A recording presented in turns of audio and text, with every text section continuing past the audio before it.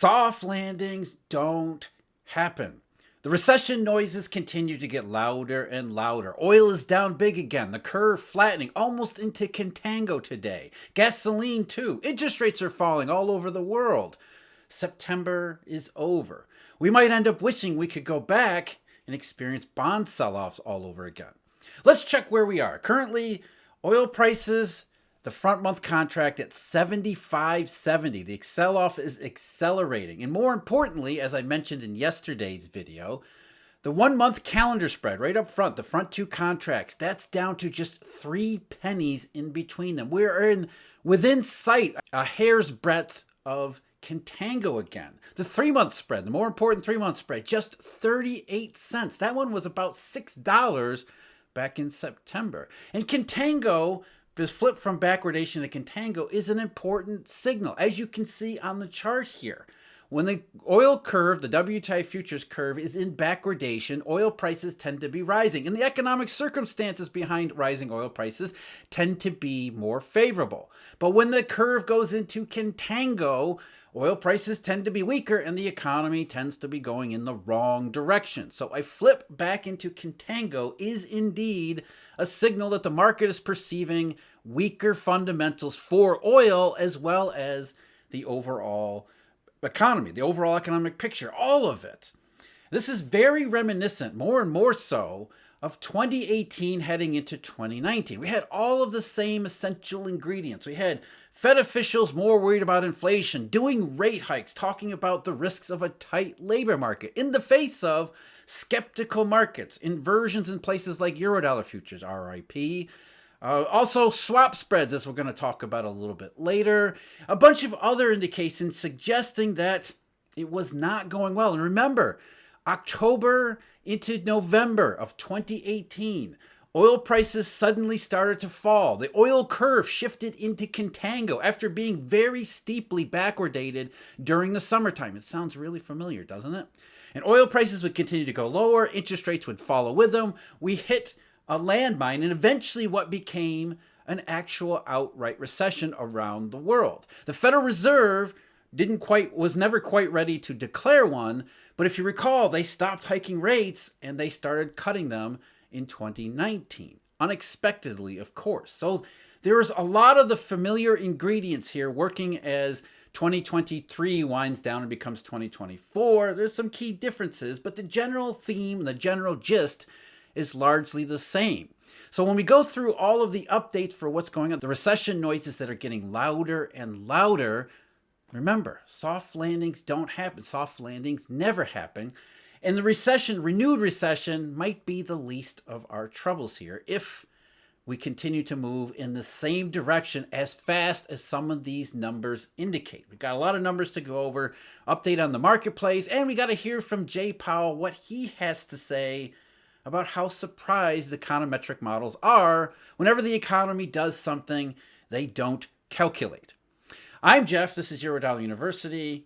Eurodollar University has research subscriptions available as well as memberships. The memberships are about the Eurodollar system, the monetary system, how it works, how we can understand how it works from looking through all of these esoteric financial indications, what they are, what they mean, and why we have to do all this. That's what our memberships aim to fill you in on. They're available at our website, eurodollar.university. One of the most astounding aspects of the 2018 into 2019 globally synchronized recession, of course, we'll never know for sure how it was going to turn out in the United States because the COVID pandemic came along, but the 2018 to 2019 recession was declared in several places, including Japan.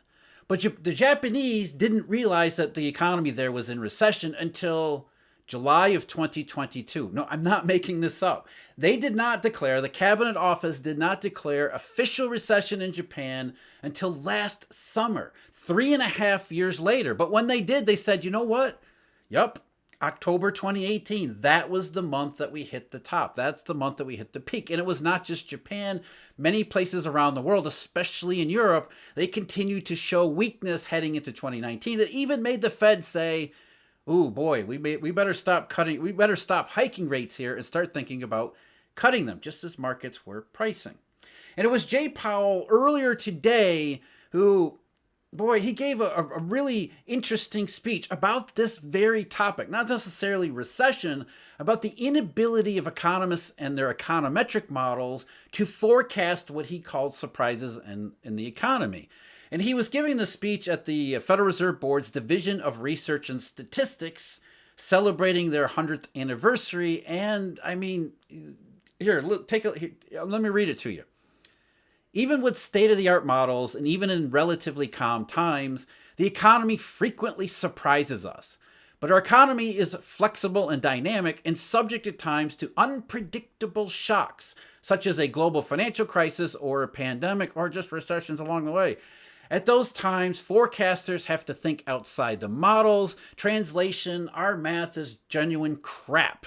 Even though the research and statistics division employs dozens of economists, dozens of PhDs, why not hundreds, it continues to produce modeled forecasts that don't conform to reality. The economy continues to surprise the econometric models because, surprising to most people, they don't model all of the stuff they should, including these financial market indications, which, however you want to look at them, they have a much, much better track record than anyone at the Research and Statistics Division, which is kind of what Powell was saying, oddly enough. So one reason why oil is dropping like a stone and the oil curve is flattening out into we're even talking about contango here, is we've got problems in Asia and China, despite the fact that everybody says China has turned a corner. Well, everybody said the same thing about reopening, and we know how that one turned out. The U.S. labor market, which after the September payroll report was exceptionally robust, except the September payroll report proved to be another one of these statistical anomalies that the BLS throws at us every once in a while to try to get the establishment survey back on trend. You look under the hood, in the household survey, the unemployment rate, that's now actually rising because maybe jobs are being cut across the economy. Jobless claims, maybe the U.S. labor market isn't so robust. We got some interesting data yesterday from the Federal Reserve too. Revolving credit. Revolving credit had gotten weak in the middle of this year. It even turned negative for the month of June in the aftermath of the banking crisis, but then it turned positive again. Either out of need or out of risk-taking, the disinflation rebound in the economy, consumers started spending again in the summer.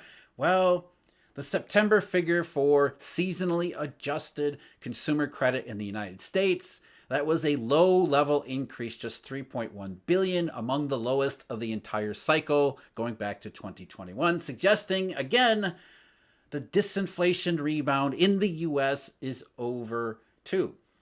And we need only look at Europe for a glimpse of that future, because Europe is farther ahead of us in this disinflation rebound trend, this cycle within a cycle. Again, disinflation is not ending. As oil prices and gasoline prices are showing, disinflation is only going to get stronger from here, and that's not good news, because the disinflation rebound, the positive contributions to the overall economy, those are done and over with. Everything has rolled over, and the global system is heading into what we would all recognize, not just the Japanese, as a recession.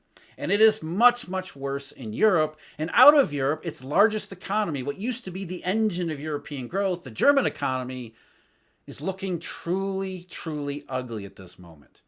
Now, remember back in January, I'm going to continue to come back. I've said this all along. I'm going to continue to come back to this because it fits in with our theme about what Jay Powell was saying, how the economy continues to surprise all these politicians and central bankers and economists.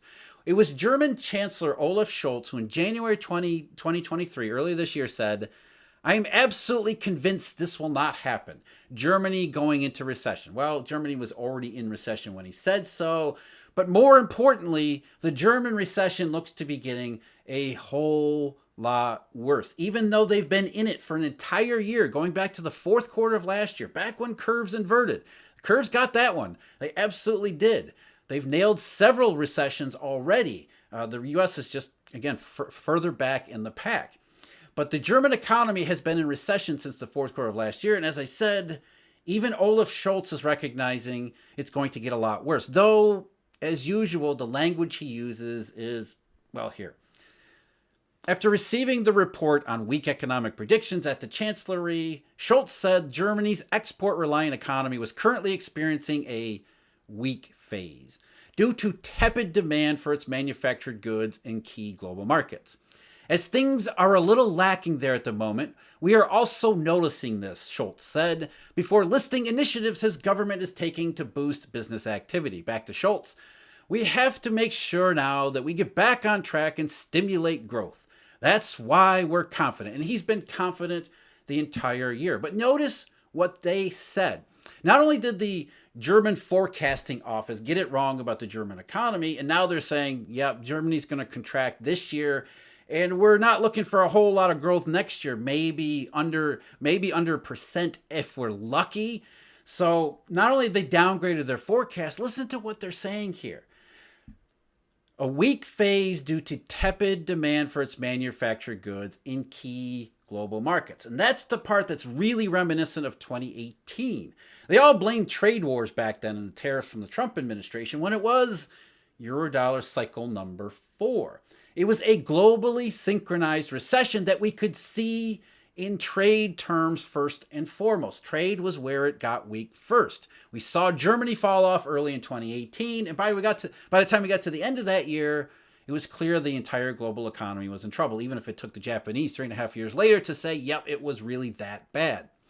But we're hearing the same sort of language used here again for a German economy that is a reflection of the global economy, and we better hope that's actually not the case this year. I'm going to show you charts here on German industrial production. So where Scholz tried to downplay it as saying, we're a little lacking here at the moment, you can see exactly why the weasel language that he used is so incredibly misleading and disingenuous. According to the same German government and its statistical agency, industrial production in Germany has fallen in each of the past 4 months up to September.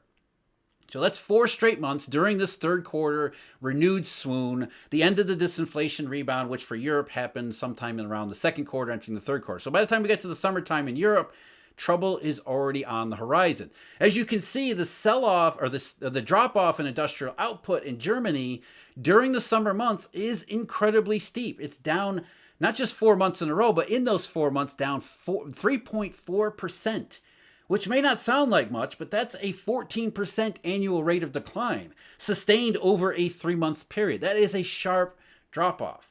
So not only is the German industry facing a sharp drop-off in the summer when everybody thinks the U.S. economy is booming and the world is starting to turn a corner, according to many, about China, instead the Germans are saying, hold up here. Things are getting a whole lot worse that we even have to recognize from our chancellor's point of view, although he tries to instill confidence. But essentially, it's not just the downturn in the German economy, it's the downturn starting from as bad as the German economy is. When you look at industrial production, it is a measure of volume of output. And according to their latest numbers, in the month of September 2023, output in Germany was the worst and lowest it had been since November 2010. Now, I'm not saying the rate of contraction is the worst since the recession back then. I'm saying the level of output, entire output, total output, as low as it had been just coming out of the worst crisis the last time. We're talking about November 2010, almost 13 years ago. That's how bad output has gotten in Germany.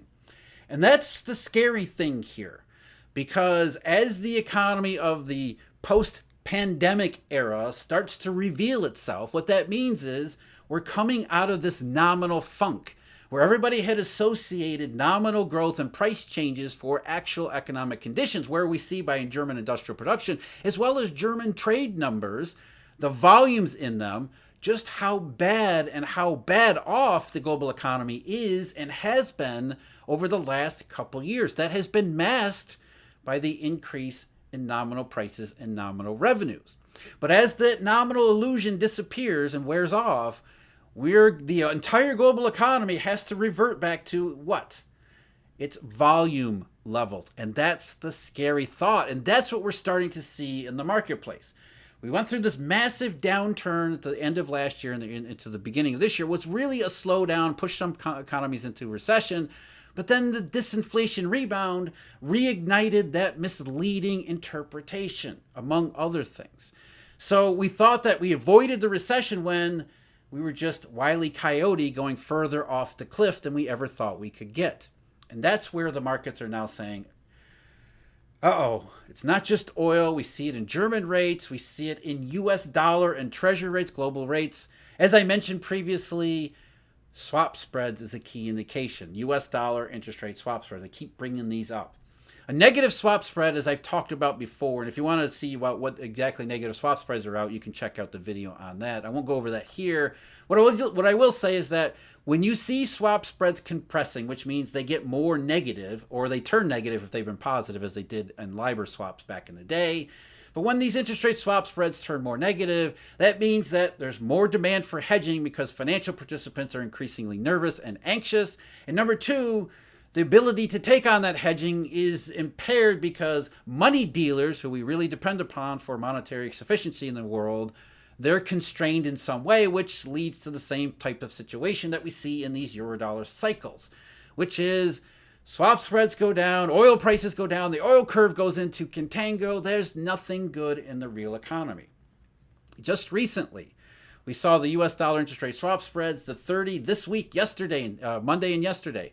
The 30s were at minus 73 basis points and minus 72 basis points, close to the recent lows here. The 10s still around record lows for the SOFR-based spreads, minus 38 basis points the last couple of days. Even the 5-year spread continues to be highly negative, minus 28, minus 27 basis points. Negative swap spreads are indeed a bad omen, just as they were in 2018. Swap spreads in 2018, they had been decompressing, which is rising, and some of them went from negative to positive when they were LIBOR-based. In the early part of 2018, which was consistent with the general idea of globally synchronized growth and inflation.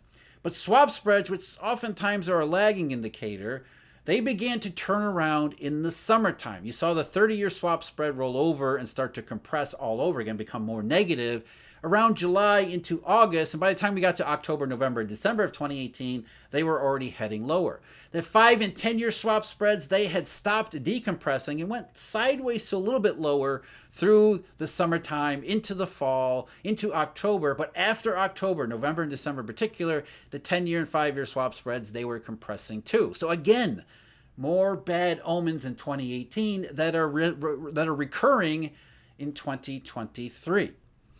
And it's not the first time we've seen all of these because, as I said, the recession noises are getting louder. Soft landings don't happen. And as Jay Powell was maybe in one sense trying to warn us earlier today, don't depend upon PhD economists, politicians, and central bankers. Those PhD economists always inform.